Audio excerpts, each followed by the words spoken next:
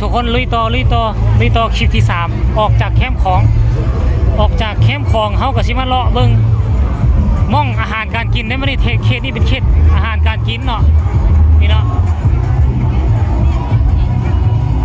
โอ้กาแฟดาวยืนเด่นเป็นสง่า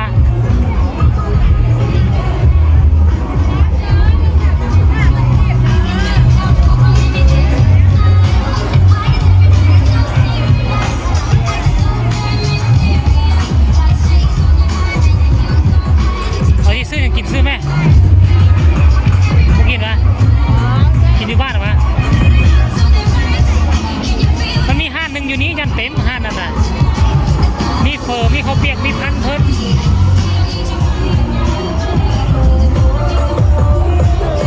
อันนี้เขตตลาดมืดเด้อทุกคน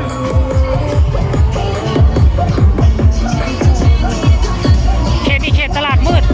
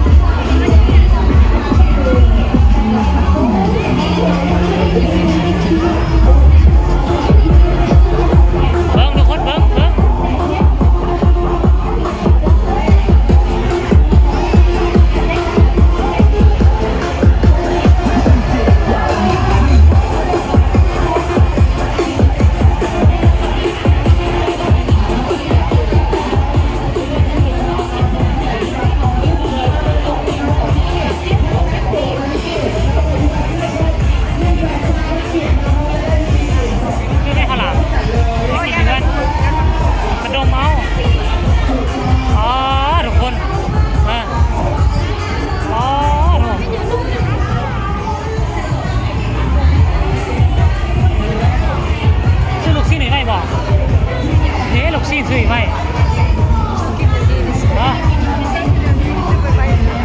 มันก็ซื้อให้ไหมแซ่บละโอ้โหแล้วอ๋อลูกซีนทุกคนแม่คนมารอคิวหลายแท้โลเท่าไรก่อนฮะเอาแล้วแต่เจ้ากูซื้ออีกไว้เลยปะฮะ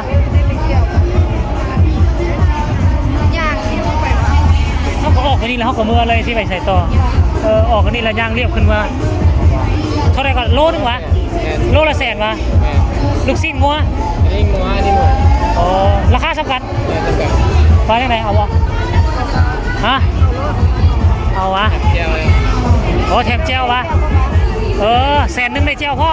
โอเคเอามาโลนึงเอางัวเนาะเอางัวมันมิดซ้ำกันวะทีนี้จะเป็นชิ้นสดเลยตัวนี้แพงพี่เท่าไรโอ้เอาตัวนี้ก็ได้โลนึง100,000ได้เจลพร้อมทุกคนตัวซุกกระเชียววะ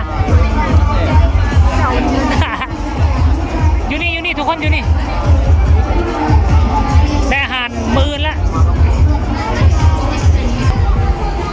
อ๋อทุกคนซอยนี่โอ้หอมนี่ปลูกคอนกรีตแล้วบ่ได้มาดนเลยอ๋อฮะว้ฮะเอาแล้วแม่เจ้าเอาวะโอ้ยเอาเราบอกแล้วนี่กัน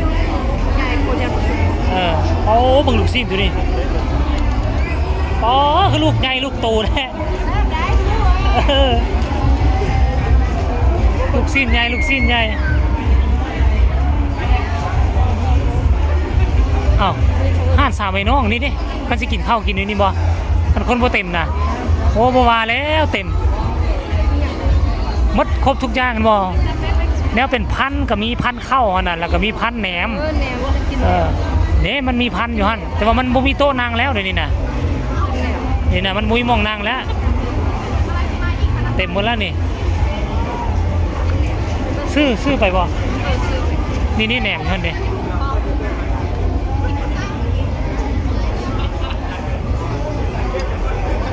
เต็มแล้วบ่ นั่งบ่หรือว่าสิไปพุ่น ตัวสี่ก็ได้ นั่งไป ตัวสี่อ่ะ พอดีมีโต๊ะวางพอดีมีโต๊ะวางนี่สรุป2คนพวกเขากินข้าวเปียกแล้วก็สิซื้อแหนมไปกินอยู่กันตืม บ่น่ะห้าน3เอ้ยน้องห้านในตำนานสมัยค่อยเข้าโรงเรียนอยู่เพียวัดเนาะโรงเรียนเพียวัดตอนปี2006 2007นี่นะห้านนี่ก็มีแหละท่านผู้ชมเห็นบ่เต็มอยู่นี่เอาทุกคนเกี้ยงตับทุกคนเกี้ยงตับเนี่ยอีลวอเตอร์รู้ไหมเอาบัดนี้2คนเขาก็กินข้าวอิ่มแล้วเขาก็สิออกย่างต่อไปหารถของพวกเขาก็น่าจะได้ถึงเดินทางกลับเพราะว่าบ้านพวกเขาห่างจากนี่23-24 กิโลเขาต้องได้ออกไปไวเนาะเอาคลิปนี้ก็ฝากฟังเอาไว้ซ้ำนี้ก็แล้วกัน